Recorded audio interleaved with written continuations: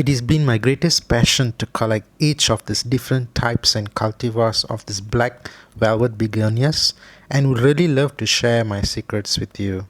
In this video, I'll be identifying the variants and the different cultivars with their names and ID and the special characteristic of each different types of this begonia. And finally, do stay with me on the last part where I will show you how I repot my begonias, which is very essential for the plant growth process. Hello, welcome to Garden Chronicles. My name is James David, and today I'll be sharing my thoughts and experiences about these Black Velvet Begonias in my collection.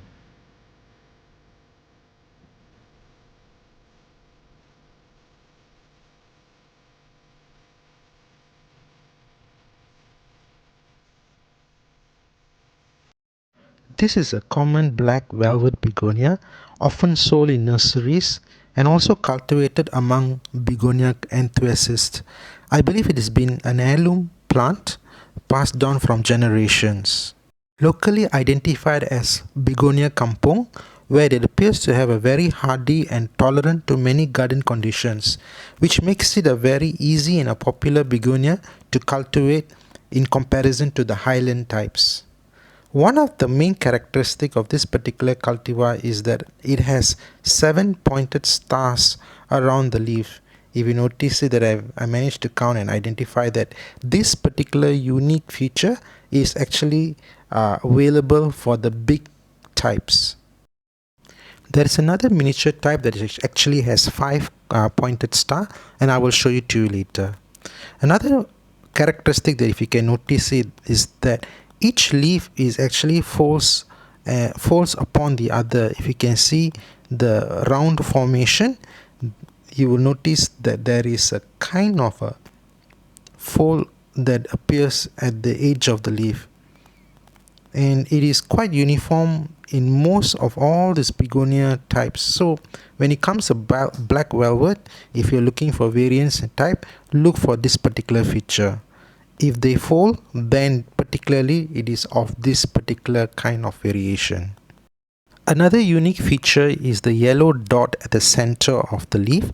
You will notice that there is this particular 7 pointed star, and that is one of the special thing about this particular one.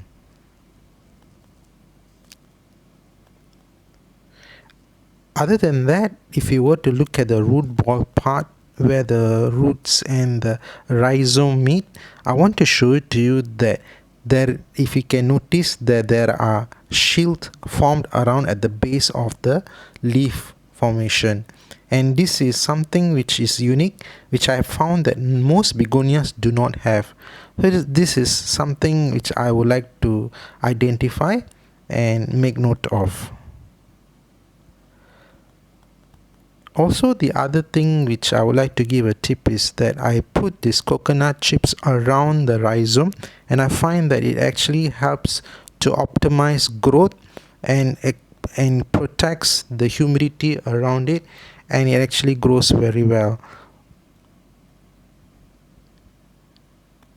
Another feature here is that this particular stem, if you're able to see it, it has some light yellowish red colorization. Talking about colors, the leaf color is very much uniform and stable. It would not have any variegated colors upon it. This particular type, the basic common type, will actually have flush colors. I'm just showing to you the back side of the leaf, where it is very much like a leather bag, burgundy in color. So it is very much in this uniform setting. Anything else apart from it is actually a new cultivar and a variant. And there is, recently I found there is another type where the stars are almost blunt, and I realized that many more cultivars is been introduced or identified, and it's going to be difficult to give an ID to them. I just want to give a highlight when it comes to cocoa chips here. This is basically, I actually trimmed them and placed them here. It is very important to regulate good humidity, but the soil medium should not be soaking wet. I have actually killed by mistake with trial and error, where I have overwatered it. In the beginning the plant looks okay, but eventually they will succumb to rot and it is too late to save anything. So do keep them more on a drier side, very much like a succulent plant. And I believe this particular one is very much equivalent to that. This is another plant. This is the same plant, but this is a smaller cutting which has been propagated. I want to identify and show to you one of the unique features about it. This particular one has been kept more in a shaded place, and you can note that the leaves are a little bit more darker than the previous collection. Over here, what I want to show to you here is that it was actually one plant, and now it is actually spreading into two. If you can notice that there's two rhizomes that is sort of like splitting up, and there's sort of like there is a two crowns over there. What I want to mention here is that this actually becomes a colony plant, and so therefore it's very important not to disturb them. One of the most important thing that I've noticed here is that these types of begonias are more like see no touch plant. Another unique feature I want to show to you here is that I have noticed that there is a kind of a slight cloud kind of appearance at the back of the leaf. I think that is one of the pigmentation that appears where the green chlorophylls makes the food for the plant. And so therefore this is one of the unique features. We can look carefully, something like a green color tones on them. So you notice that I rarely trim off all the dying leaves. Somehow I'll just leave them to dry out by themselves. One of the things that I noticed that this is, as I mentioned earlier, they don't like to be disturbed, and they may go into shock and will become dormant. As you can see over here, this particular Black Velvet Begonia is of a green cloud variety. There is a special feature available at the center of the leaf, and I find that first I thought it was more of a kind of damage occurred on the leaf, but I find that this particular pattern and variation is very much uniform in most of the leaf.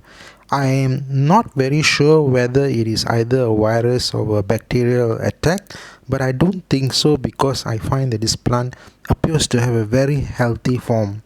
And so what I want to mention to you is that you will come across some variation and variegation in this collection, because there will be maybe some cross breeding that would have happened, and one of the genes which is dormant may jump start and give out this kind of colorization. Over here you can see the new formation of the leaf. It has more green tones compared to the common type. However, it does have similar plant sheath upon the rhizome, which is very similar to the common Black Velvet Begonia. Also, it does have the 7-point star, which I find that both would have been very much closely related. Looking at the back of the leaf, I find that the lacking of or the clouded features is very much more evident when viewed from at the back, especially the burgundy back. So one of these are the unique features that I found from this green cloud variety. I believe that this particular cultivar is actually in circulation among collectors and nursery, where this has been one of the two different types of cultivar that is highly common. There are some which I have come across which is a little bit rare, came from Thailand. This particular begonia is known as Bethlehem star. It has a 5-pointed star for a unique feature. It has an appearance like a miniature version of a Black Velvet Begonia, and it has this appearance where it's very similar in the back of the leaf. Apparently there's another type of feature where it has a red dot. The one that I have now in my hands, which has a yellow dot, and so this is of this kind of thing. Also, the one that I have, the common Black Begonia is also of the yellow dot. I've yet to come across the red dot. Here's a comparison between both two plants, the common Black Velvet Begonia in comparison with the smaller version of the Bethlehem star. So you can see the difference of the size and the colors. Actually, the color is almost the same, it's just the size and the pattern is different. It is so happened that I also find that the common Black Velvet Begonia, the leaf stems appears to be very long. This is another one that I've actually planted. I'm just having two spare plants here, and I just want to show to you how it actually look like. If you can look over here, note there's a slight blue iridescent that has a slight on the appearance on the leaf. I will definitely take another video to showcase these unique features in the night later.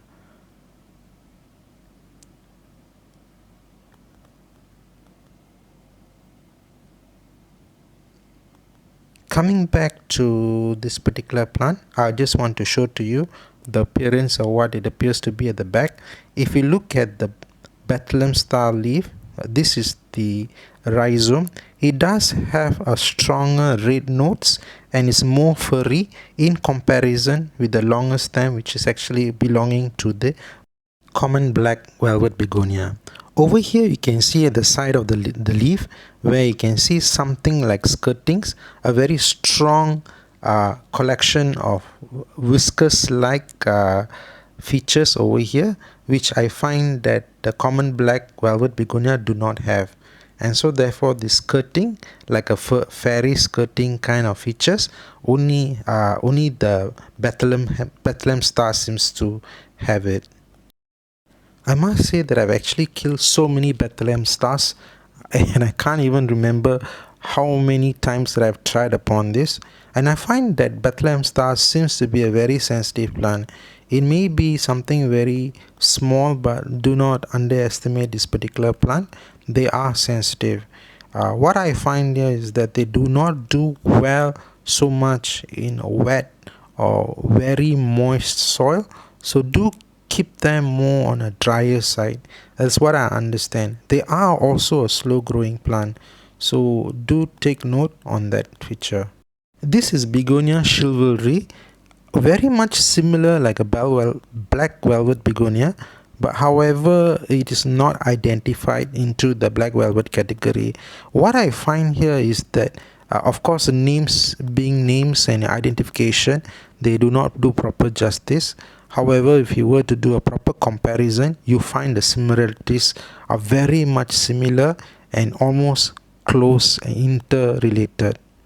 This is the back part of the leaf. The only unique part about it here is that the leaf where the green seems to be more evident and stronger in comparison with the common Black Velvet.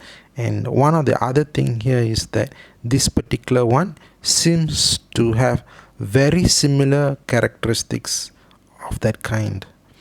I also have killed it looking at it being it very sensitive. As I mentioned, like most of the Black Velvet variety, this particular one needs to be more on the drier side.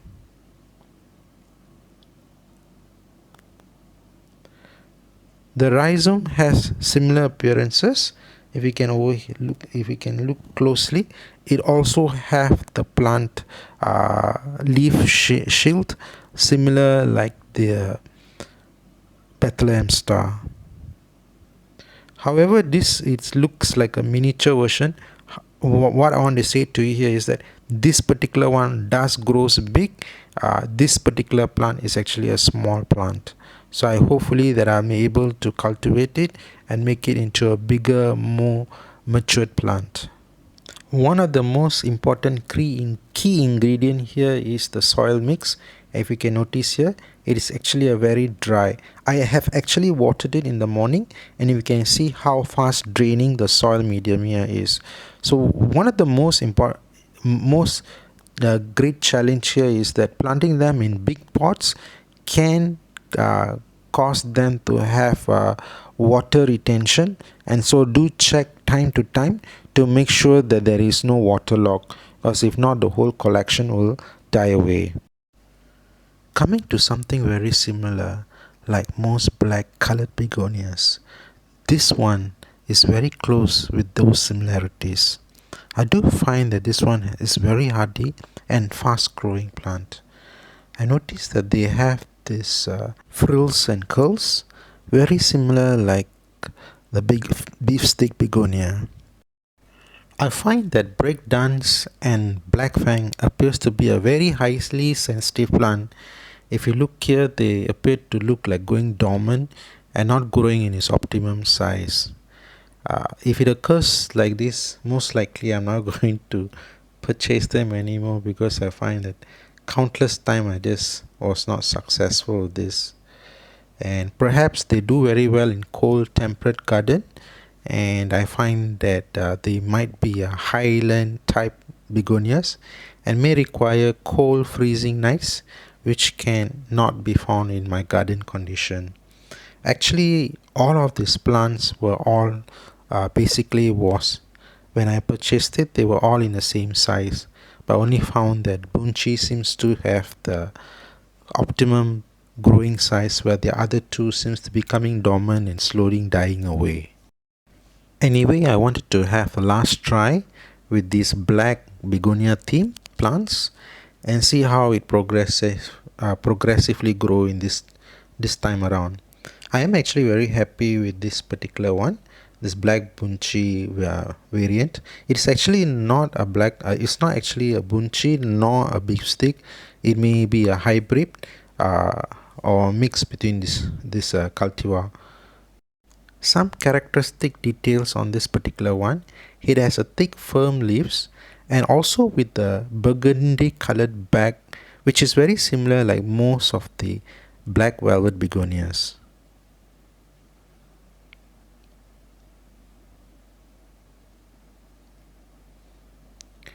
I wanted to show to you that this particular breakdance begonia appeared to have like a Batman kind of a feature, which I find that it's also very unique. However, the leaf has some green colorization on it. It is quite very sensitive, so I don't want to disturb it so much. I'll see how the growth progress happens throughout the time, and I will update you if it is workable or not. The another thing that I want to mention to you about the soil, I find that the soil medium must be very dry. It should not be too wet or moist for this particular one, because I find that when it's too moist and it is very constant, they tend to rot away. I will show more detail and information on the soil mix and how to prepare it in the later part of the video. Do check it out for more details.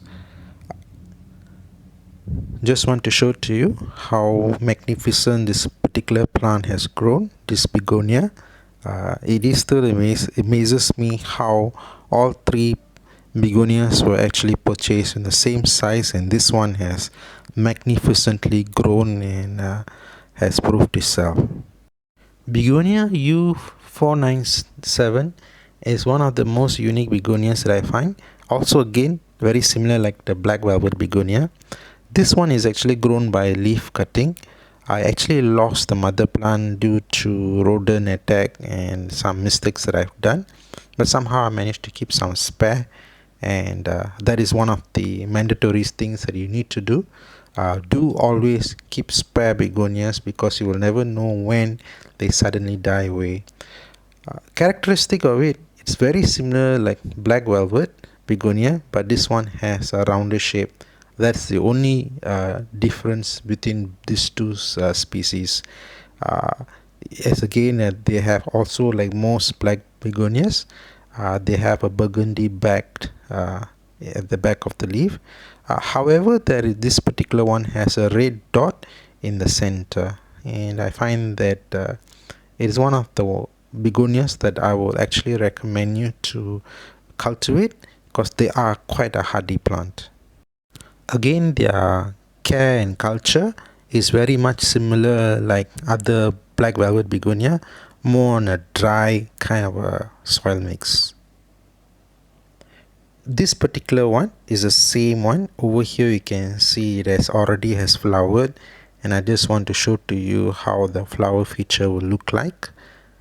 I actually have grown this in a Mopwick system, which you can actually see in my other videos in the link, and do check it out on how to cultivate them using Mopwick. I actually also cultivate this using one singular leaf, and it has grown very well into a colony blaze plant. As you can see here is that the Mopwick has sort of like create a kind of a hydroponic system where the water intake is very constant, and so the plant doesn't wither away. Here you can see the back leaf also similar, and appear to be very healthy looking and robust. So I don't normally worry about this particular one because it is very stable and strong, and therefore all I have to do is just to maintain to make sure that there is water in it, and I do cultivate guppies in it just to control any mosquito larvae from breeding into it too, because I don't want to have a mosquito problem in my house. As I mentioned earlier, the characteristics is exactly the same. Here you can see the leaf is very well formed and actually very stable. Over here you can see a younger leaf. It's a little bit more on a light burgundy in color, and I find that most of the young leaves appears to be in this kind of colorization. This is a rhizome begonia and has similarities just like most black velvet begonia. I must say that it's a very versatile begonia.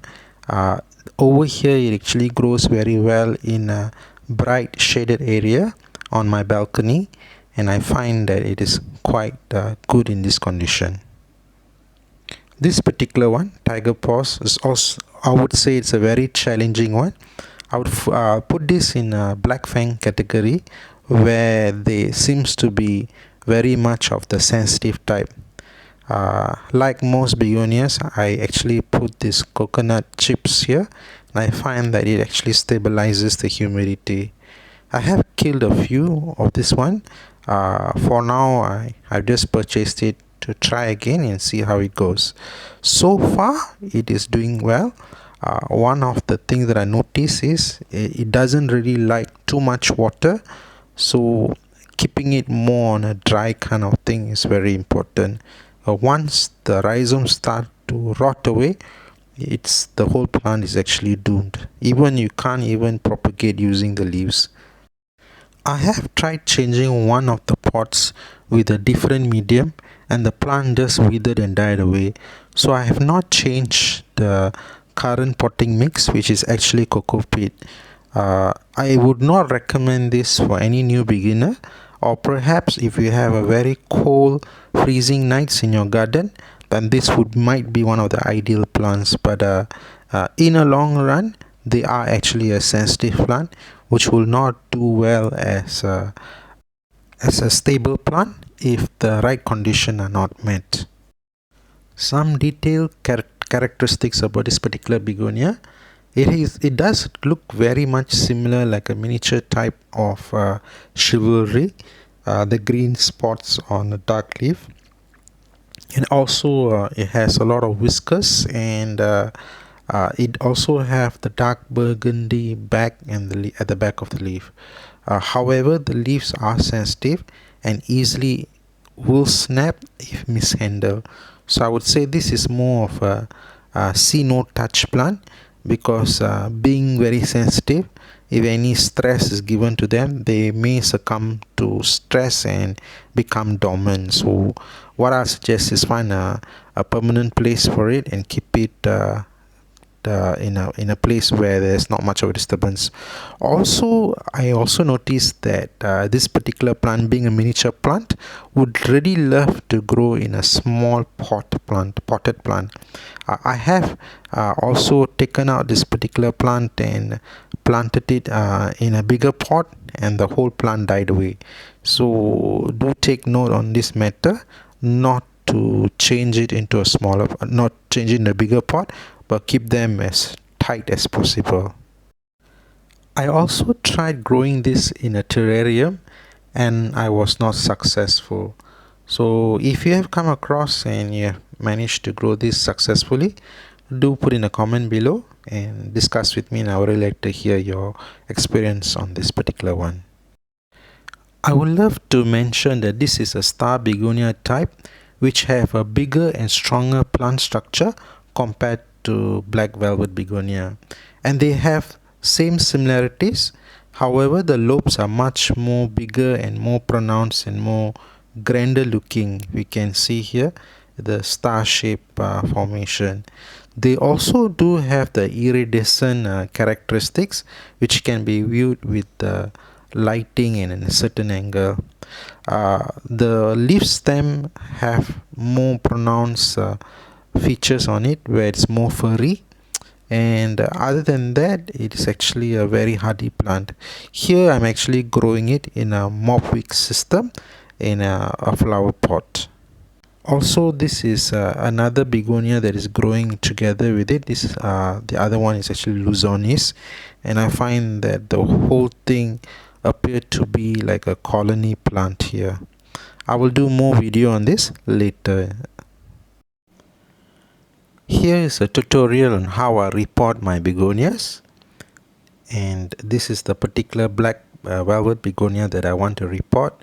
I find that this existing pot planted here appears to be very dry, and the water seems to seep out from the side of the pot, and it's not optimum for the plant growth. And so what I'm going to do here is I'm going to take out the whole soil mix, and I'm going to use the fertilizer and whatever that is required at the bottom of the pot. And I find that that is much more better for the plant to grow, because placing the fertilizer on the surface seems to burn and kill the plant. So these are the materials that I use. This is actually a cotton fiber from an old pillow, unwanted used pillow. So what I do here is that this is one of the pots that I do with the hook on, so, and a little bit deeper here, so that I can fill it up with fertilizer. And also the other matter here is that it needs to be a little bit more fast draining, because I don't want to have a water retention. The other thing here is that the cotton fiber actually holds off all the soil, so there won't be a wash off. That is one of the most important ingredient. This is actually chicken manure. I find that using a chicken manure seems to be a very good fertilizer to use. I also use compost and to complement both of this particular one. I'll get more in detail on the compost and the fertilizer, but for now let's get into the details on how to do this. Okay, one of the other most important thing here is that when planting it, just make sure that the pot size is one size bigger, not too big and not too small. I've already uprooted the plant, and this is the existing soil mix, which I find it's actually very good to reuse back, then you can recycle it. So let's begin. So over here I've already put in the cotton fiber, and I'm actually putting in just right amount of maybe 2 or 3 tablespoons of chicken manure here. It's sort of supposed to be something like 20 to 30% of the bottom of the pot, and this is the compost. I find that compost and chicken manure seems to complement each other in a way that compost has all this microorganism that can actually break down the fertilizer, the chicken manure, and actually help the plant to absorb the nutrient. So both actually go hand in hand as a symbiotic kind of a thing with nature. So this is what I do. I actually put in all the fertilizer and compost at the bottom first, then I layer actually putting in this plant with a root ball with a little bit of soil in it, and then I actually top up the soil. So this way the plant is not overwhelmed with too much of fertilizer, and it might burn the roots and the plant. So this is very ideal. As the plant grows, the roots go deeper and the plant grows very well according to its own growth time. So this is how basically that I repot and grow all of my begonias. This will last somewhere about 2 to 3 months, and once the plant has grown bigger and has filled up the pot, it may require to repot again. Over here I've already top up and fill up all the soil. As you can see here, they are just nice and very well balanced. The soil factor is also very important, not to be too moist, not sogging wet. It should be just dry and able to dry off by after one watering. So if it's soggy, do change it and make it fast draining. Two things to note over here. I've actually planted the begonia at the side of the pot. Somehow I find that planting them at the side of the pot seems to make the begonia to grow more in an optimum rather than planting it in the center. But again, it is your choice on how you like it. I've noticed that some gardeners do plant them in the center, but I find that giving more space it will actually help the watering, so it won't cause the plant to rot. Another thing here is that I also place a chopstick and tie it up so that something is anchored, so over time the root ball won't fall off from the ground. And so because the soil is a bit more porous, so it may disengage from the root ball. So putting an anchor will actually help the plant to stay put. Okay, the last thing that I actually do here is that I put in this coconut chips and a little bit of charcoal. I find that this actually helps to retain the moisture and actually help the plant to grow more strong and robust and a bit more how do you say healthy.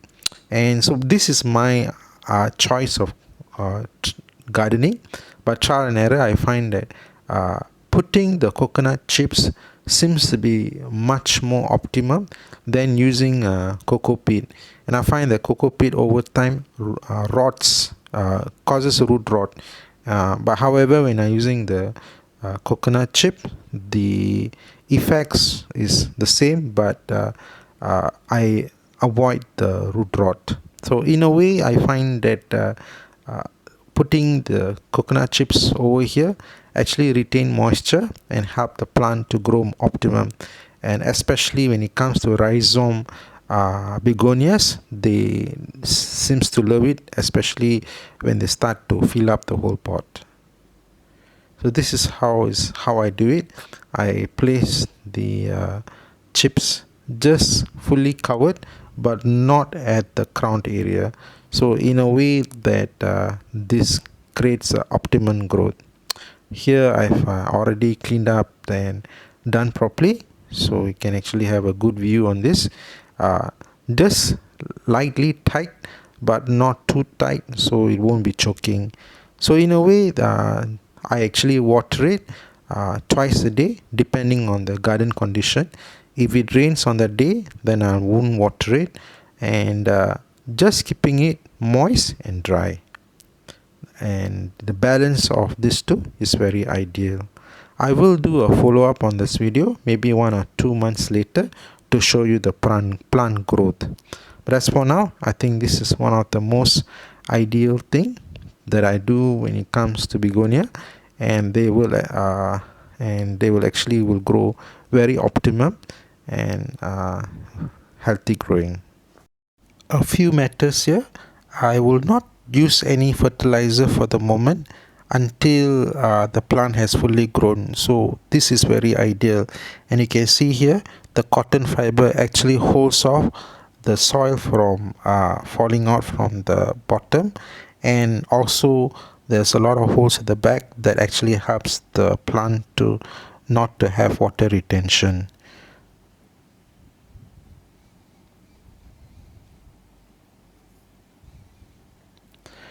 Coming back to the fertilizer that I said earlier, this is the 2 fertilizers that I actually bought.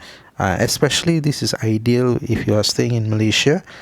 This particular one, actually bought it from Ninso, which is quite cheap. I got it for $2.10, which I find it is quite a good price. And this compost, I actually got it from Speedmart 99, which is actually $2. As you can see over here, this NPK, which is actually written here, if you can notice, the one of the other thing here is, do check the fertilizer before you buy. Make sure there is no fungus in it. It may be a problem later, so make sure it's fresh. And this is the two things that I use, which is quite cheap, and I would recommend it if you are looking for a good priced fertilizer.